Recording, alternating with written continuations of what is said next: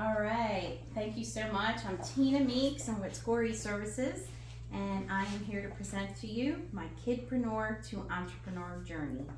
It's okay to applaud, cry, laugh. We'll laugh together. So hope you enjoy my presentation on how I'm standing here with y'all today.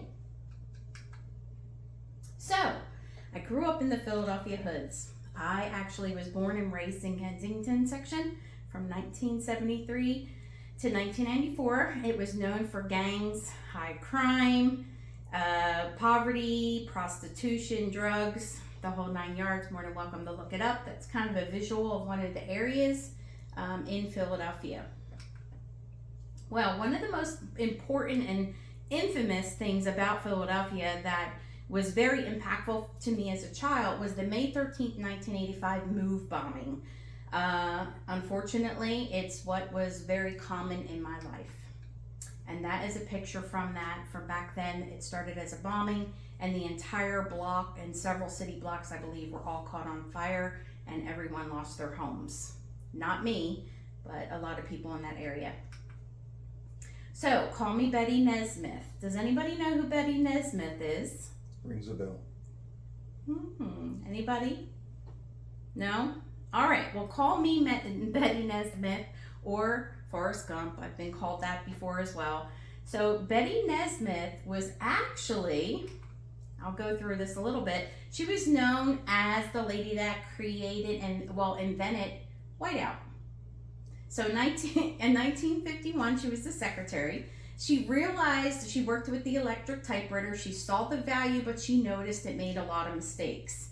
So she came up with this liquid fluid and she started using it, and 5 years later she quit her job. In 1979, Gillette bought her Liquid Paper Corporation for $47.5 million, and her son runs that business, ran that business, and he's known as a member of the Monkees. Mike. Right? So as you see, what opportunities are right under your nose that we're missing out every day as entrepreneurs? What lemon could we turn into lemonade? While our competitor is sleeping, what can we do that really makes them squirm? That is your challenge this year, and I cannot wait to hear how you can be a Betty too. And there she is, and that is her liquid paper whiteout. Amazing what you can do when you think outside the box and always be above your competitor. So I was born in 1973. That is my mother in the middle, my twin brother in the yellow, and of course, where am I? I am the sourpuss, right there with my head and my finger in my mouth. Why? I was born to a single mom. It's my twin brother, and my father was a married police officer. Yes, I am one of those children. I have two half brothers, and I was nicknamed Miss Priss, and I guess we can see why. I actually cried a lot as a child and realized growing up as an adult, I was very sensitive. Some people call me an empath, spiritual person. I was able to feel why people were sad. My mom did have mental issues. She was an alcoholic, and she was a victim of domestic violence as well for most of my life. And at age 6, we had the challenge of moving across from a gang. It was my grandmother's house. It's actually the house that my mom was born and raised in, and my grandmother decided to give to my mom, and she moved to Michigan, so we ended up moving in there, and my mom did not realize it was a gang. They were considered a gang that lived across, but the good thing is they respected my mother well enough that nothing ever occurred at our home, but still, there was things we were exposed to, and you'll hear a little bit more. Okay, I'll give you all a moment to laugh at the 80s hair. This is 80s. Actually, in high school, I started a dance team. This was my dance team. The girl in the pink next to me actually became a professional dancer. She was a professional dancer. My most biggest partner in dance was Nikki Fasarakis. She's the one in the back corner. And of course, we all had to have our 80s hair. My most infamous dance routine was Smooth Criminal by Michael Jackson. I will still remember that to this day. But we had some really good times coming up with dance routines for school, and it kept my mind in a lot of different things. And there's me and my brother. Of course, I hated pictures, so I always had to squeak. There's me and my brother. I can't remember. I know we were under a year old, and I'm eating my clothes. You can see that's been a problem my whole life, a challenge in dealing with my weight. So there I am eating. Who knows? God knows. One picture, I got my finger in my mouth. My eyes are closed. It's a pattern. There's me and my brother. Do not look behind us. Yes, that was I think 1960s or 70s steel metal wallpaper. And my brother and I would always argue who had the best smile. And of course, he always had to be cheesy. And there is me, my mom, and my brother. We were actually at a church in Greater Philadelphia. My brother got a shiner. Yes, that is a black eye. And he was actually in a boys' home at that time due to some violence. He ended up with a very violent temper and was in a boys' home. We were 13 at that time. So my mom opted to get us both baptized because of the type of boys' home he was in. They wanted him baptized. My mom said, if you want to baptize him, you have to baptize him with his sister. They're twins. So that is how I ended up getting involved in his baptismal. And there's me, Wonder Woman. Well, here's a story. You're like, what in the world is that child wearing underwear for? I fought my mother to wear that is pajamas. That is actually the Wonder Woman back in my day, right? Who all remembers Wonder Woman? Linda Carter. Yay! And now we got Gal Gadot. Lovely. And then my mom put some curls and some hair bands in there, and that is my most precious picture because I still remember that my brother actually wore the Incredible Hulk. And there are some of the gal pals from the neighborhood. They are my gal pals. That was my junior prom there, and the one cheesing so big actually was my bully. She beat me up for years and years and years, starting at the age of 4, and ended up becoming my best friend. So there's more to this story that diverts into another one we don't have time to talk about today, but it is a very good story of sadness and goodness, and I do miss her. She has passed away. They actually all, except for Mary, this one has passed away. She passed away from recovering overdose. She was shot in the face with a sawed-off shotgun from a gang initiation. She was pregnant and also deaf. And then Michelle, she died from cancer, October of 2022.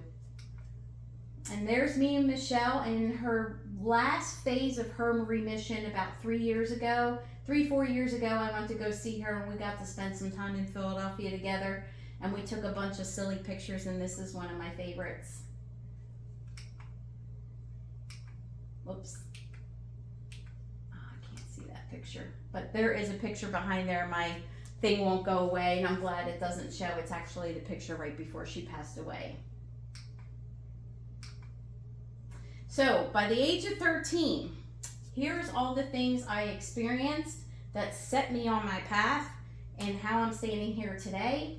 And I know some of this stuff is going to shock a lot of you, but this was my reality.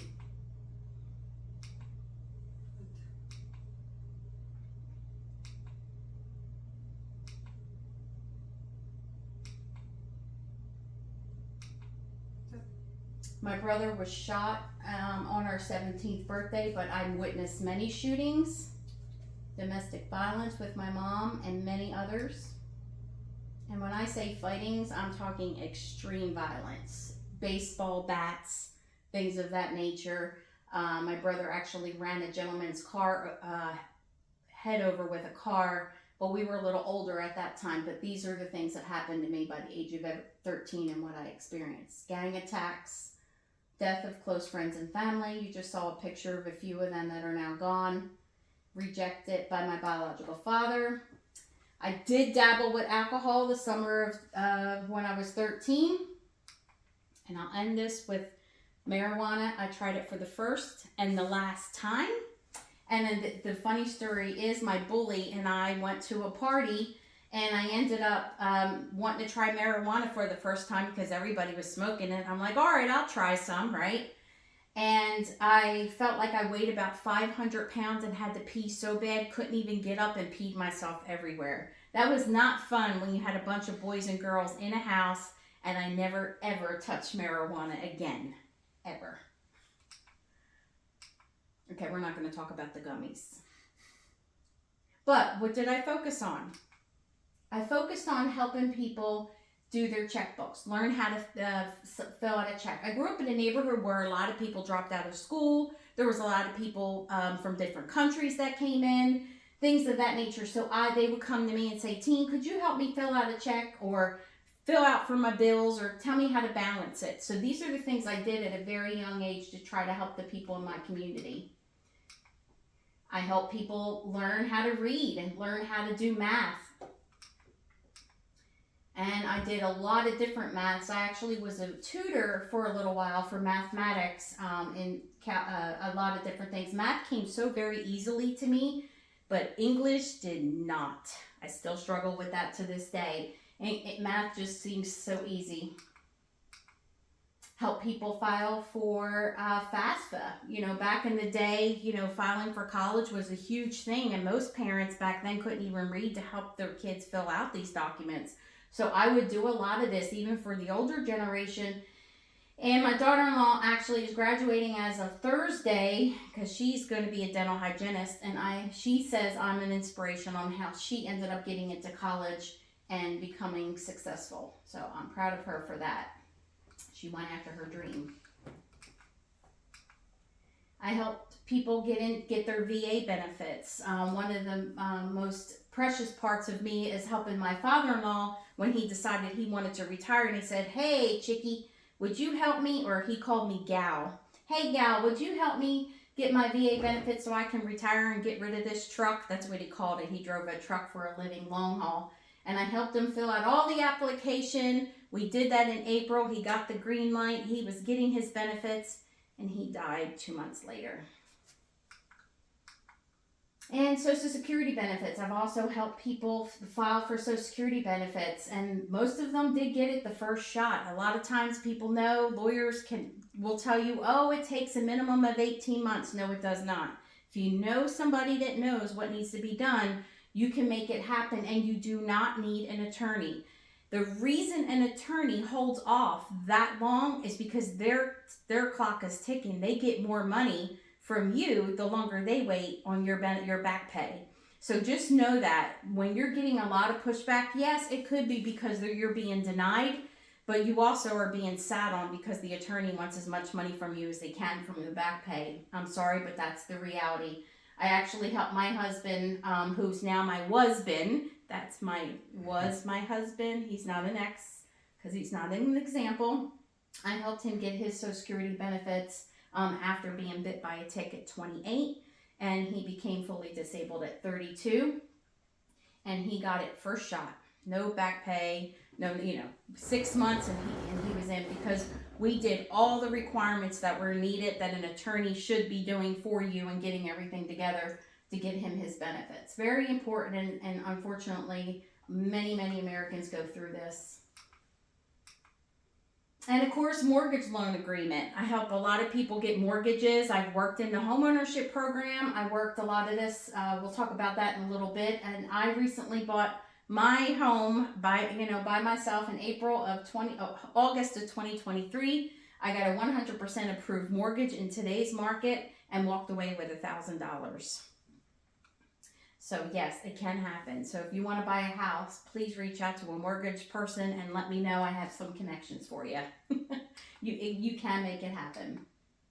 Well, age 13, this is the most infamous year I keep bringing up. So it was in September 1986. It was after the whole trying the marijuana and the drinking phase. I ended up trying to reflect in what I needed to do. I did not want to go down a path like most others in the neighborhood, and I wanted to kind of get some redirection and restructure and get back into my schooling. So after that summer, I decided to hang out in the music room with my friend Nicole Brummel. And she was practicing the violin, and the teacher approached me and said, "Hey, are you interested in joining?" And proceeded to show me how to hold one. So here's the mission. So he challenges us to get through all 3 music books by Thanksgiving, and we'll be given the opportunity to play with the Philadelphia Orchestra. as a solo. So, of course, you challenged me. I'm a person that does not challenge with other people. I'm not competitive with other people. I'm competitive more so with myself. So I was like, game on. I needed something to distract me. What better way, what better opportunity to do that? So I knew I had 2 months to do this. So I played walking down the street at the phone booth with my aunt on the other line because we didn't have a phone at home. In the store, in friends' closets, in my bedroom on the 3rd floor with the windows open to soften the noise because my mom was about to go crazy. And it didn't matter. I was going to be on that stage playing with the Philadelphia Orchestra. And I did not care who I upset. So, song was St. Elmo's Fire. That was the best song. I did play several other songs, but that's the one that I chose. It ended up that I was the only one out of the whole music class that played it. Not only that, by gaining, not only being challenged by doing this, I actually got to a professional level and was gifted with a brand new violin to play with the Philadelphia Orchestra front and center. So that was really nice. I still remember the smell, how it felt to this day. Yes, that is me. And people ask me, do you still have the violin? No, unfortunately, it's a violin that I had to return to school after I finished and graduated that year. So I had to turn it in, but it was wonderful to have it while I did. It was so beautiful. I cherished it. I've never been given a gift like that to that degree for something of great accomplishment. And the most horrible thing for me was going to high school. I go to the high school and I'm looking for high schools that have, music with violin. And unfortunately, the high school I wanted to get into, I couldn't get into because it was test driven. And it was also by count. So unfortunately, the school I ended up in did not have a music class with a violin. So I was never able to pick up a violin again. But my goal was to do that. And I do have a violin book at home. So how did I get on my path to kidpreneur to entrepreneur? So from age 11 to 17, I did babysitting. I cleaned and organized homes. I became a cleaner and an organizer. I ran errands for the neighbors. I made pot holders and coasters, and I did tutoring. So there I am with my best friend as a child, with the 80s hair, of course. Of course, again, I don't like taking pictures. By age 15, that is when I learned the value of entrepreneurship. How? Well, it was the summer of 1988.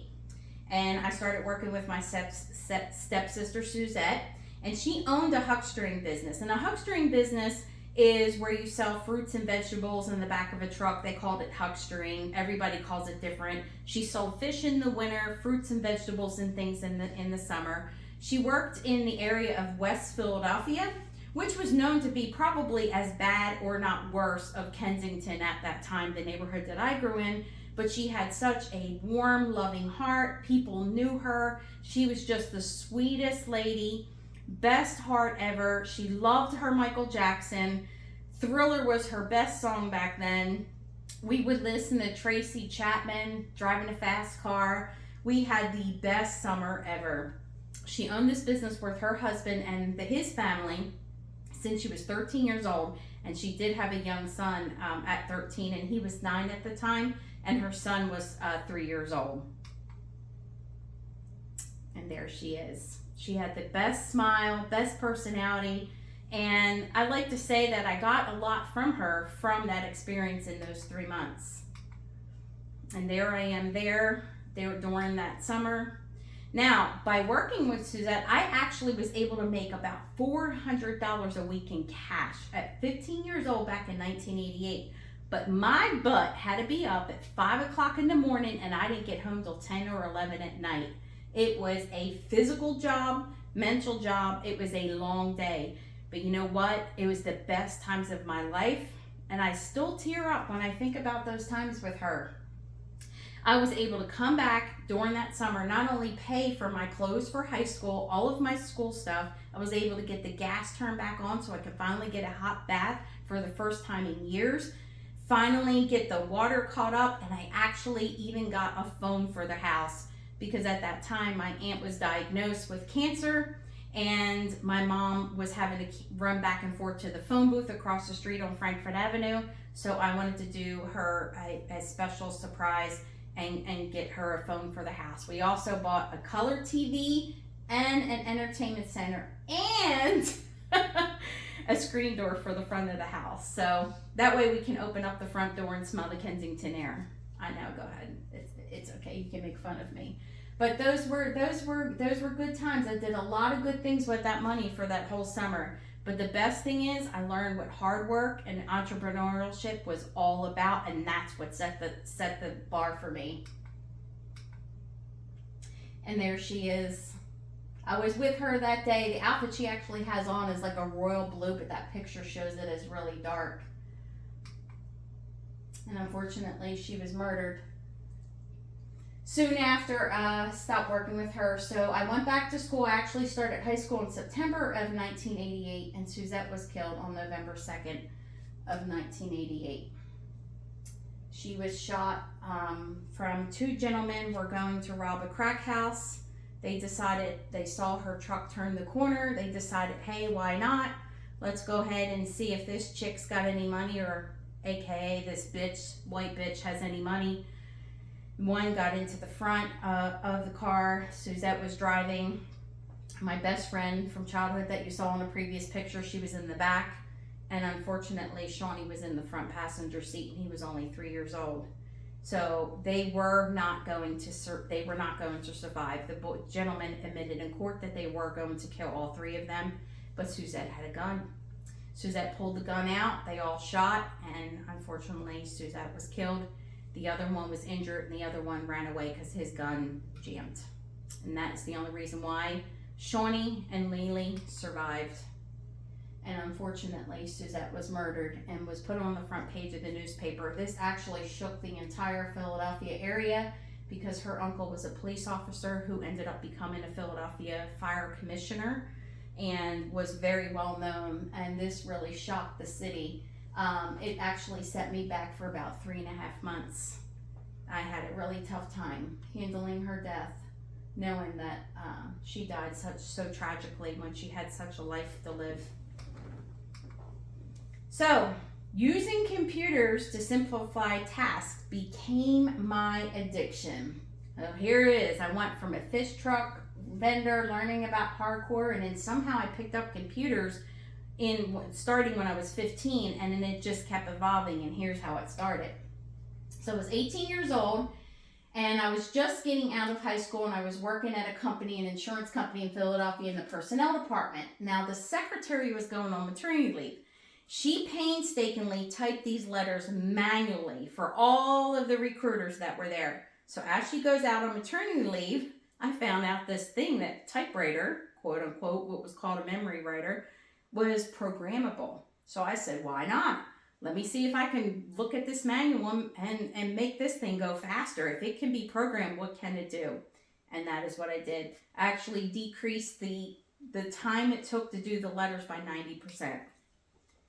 And that is actually what it looked like. If anybody knows what that looks like or used one, those suckers were the best thing since sliced bread back then.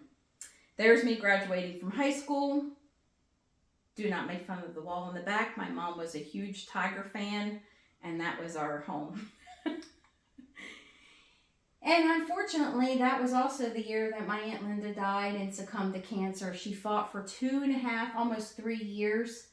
She's there with my cousin Arlene, and I'm showing you a picture of my cousin Arlene, her daughter, because unfortunately I lost my cousin Arlene in 2008 from a massive heart attack. My aunt died from non-Hodgkin's lymphoma, and ironically they died at the same age. So from 1994 to 2000, I had my little boy, that's my son Alec. I was in college. And unfortunately, I ended up in the situation very similar to Nicole Brown Simpson, and almost became a victim just like her. 2 days after Nicole Brown was murdered and Ron, my son's biological father tried to do the same thing to me, but my housemate saved my life. She jumped out of the house with a t-shirt on, no bra, and thongs, and was able to knock that knife out of his throat. But I saw my life pass through me with my head back pulled, and saw my life completely flash in front of me. And after that, I knew I had to move. So there I was. I saved up enough money. There's a story behind this. Don't have enough time for that today. But I packed up in the U-Haul and moved to Siler City, North Carolina. I ended up having to drop out of college. Met my husband, that's Tommy and I, the first Christmas we were together.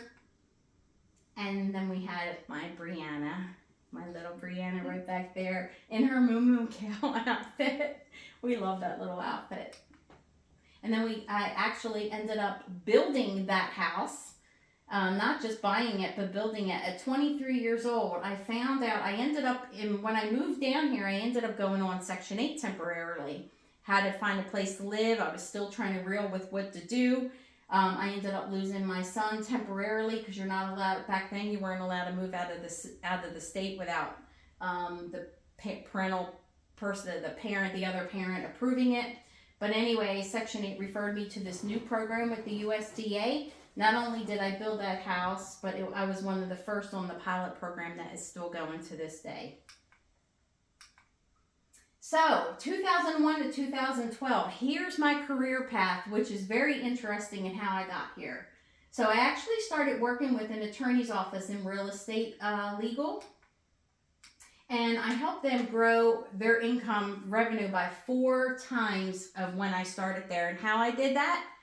I changed their business systems and processes. By revamping some processes, we were able to quadruple their income, and that was great. It's also the year I got married in 2001. Actually started after I ended up leaving the real estate office, and then I ended up taking a job at the Section 8 office. The lady remembered me from having to be on Section 8 for a little while, and she enjoyed me, and I ended up taking a position with her, which was great.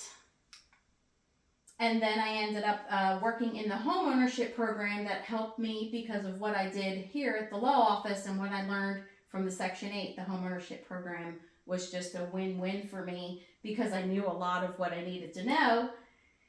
And then my husband ended up getting sick from the tick bite. I ended up working 2 jobs for about 8 years off and on. And then the North Carolina lottery. Well, what does that have to do with it? Well, this is one of my most memorable things that I did in my career.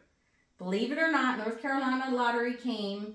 They actually contracted with a service. They didn't, the government contracts a lot of things.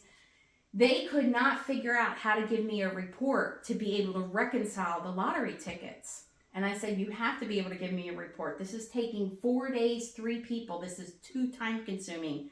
They could not figure it out. Well, guess what I did? I figured it out. Not only did it take it down to 1 person, 15 minutes, I was able to find theft within 30 seconds. I shared that with them and then saved all the retailers across North Carolina for a $500 gift card because I solved the problem.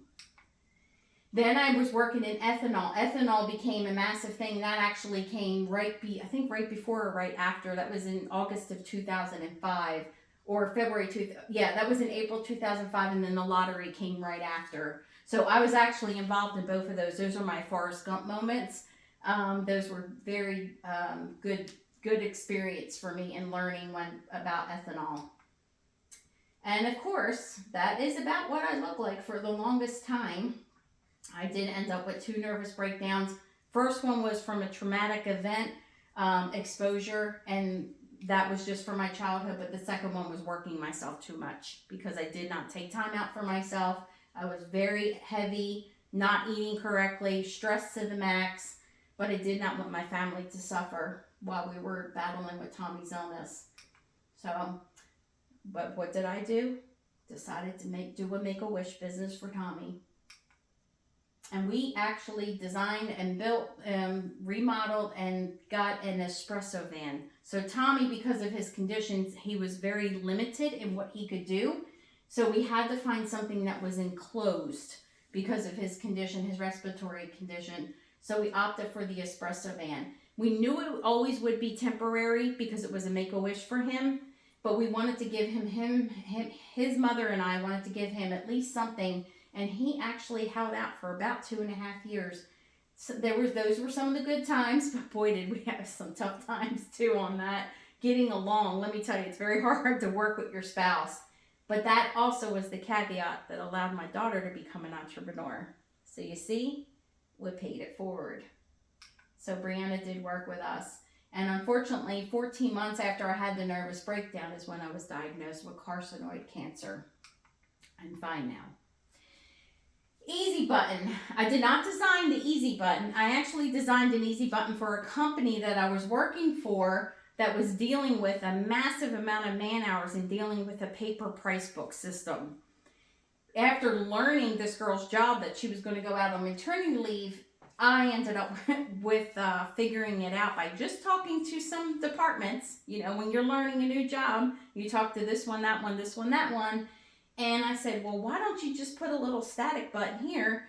And wouldn't that make a difference? And you can get rid of all these price books. And the IT director goes, give me an outline, like an outline of what you're talking about. I'd like to see what you're talking about. We implemented it, and all price books went out the door. There was no paper, and everything became electronic. Again, save that company man hours and millions of dollars. I'm pretty sure of it. 2012 to 2022, we sold the business. And we ended up buying our dream home. We did that. It was a beautiful area out in the country. Wanted to get my children into a better school, in a better area there, and it was absolutely heaven. Fortunately, it didn't end that way. We ended up putting it under contract off and on for 5 years, and I lost $60,000 to $80,000 on that house, which is why it took me so long to buy another one. And I was the best renter. And my grandbaby was born. This is my Bella. She was born 1 day after my cancer surgery. So she couldn't wait. She couldn't wait. She had to come. And that is actually, she was about 3 or 4 weeks old because I was so weak from the surgery. I wasn't able to hold her. And then we moved to Burlington, North Carolina. Woo! Then we get a divorce. Then COVID comes.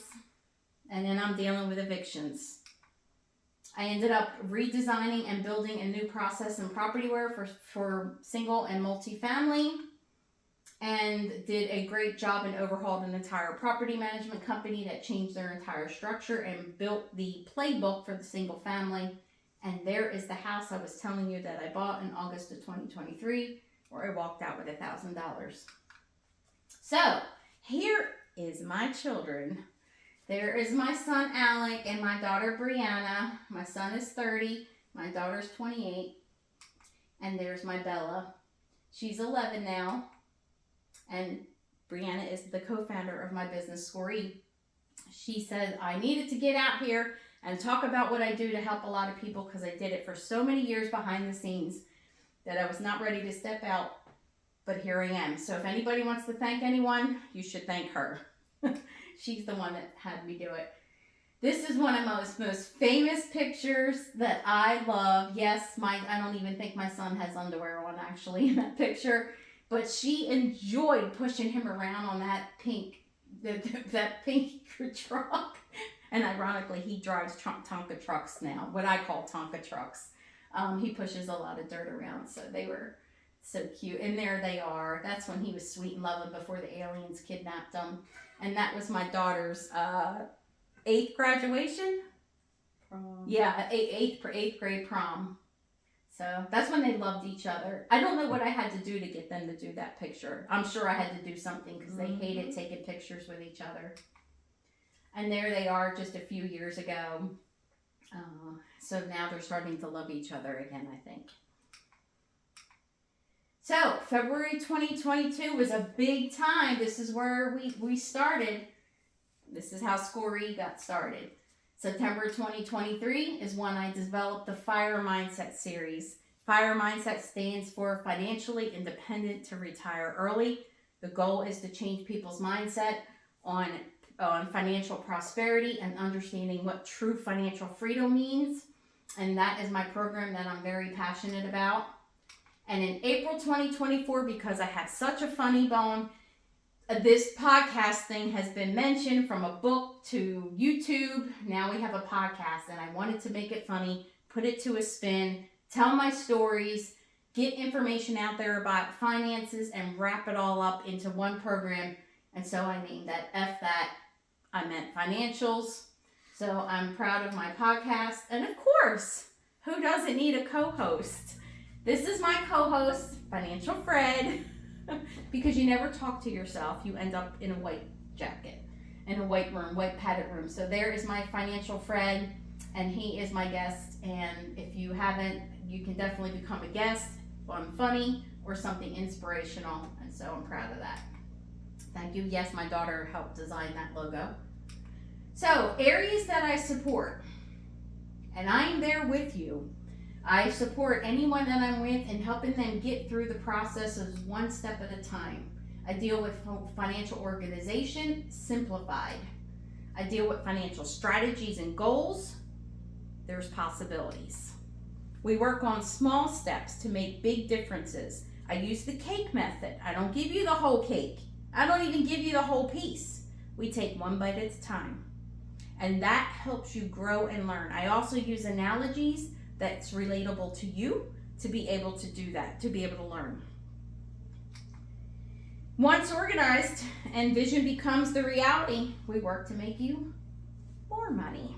Yes, I have a lot of ideas on that as well.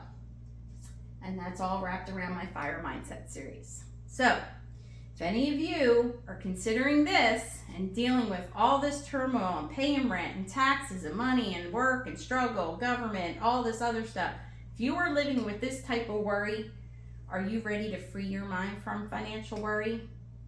You can take the next step and gain insight into my one-on-one deep dive financial freedom assessment today. It's really easy, promise you. I can do that. I can be your Supergirl and help you along the way. That's what I'm known for, and it's taken me almost 15 years to get into that outfit, and that is not a lie. It's taken me a long time to be brave enough, so if I can do it, y'all can do it. So what do you get working with me? You get the deep dive strategy assessment. We review all areas of lifing. Sorry, I got to take that from the kids today. Relating to financial needs and supportive services and resources. We look at future projections and goal setting, and you'll receive my strategy plan and recommendations on my favorite book that changed my mindset around money. So, I believe in you. You must believe in yourself. So with that, I have a value package at $497. That's what my financial freedom assessment does. But I'm offering it today for the deep dive team for $147.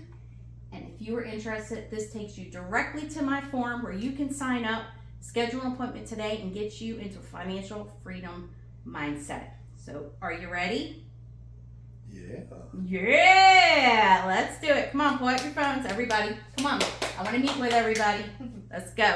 Clicking now.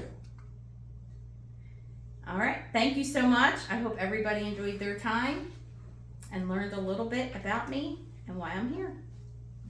Share your story.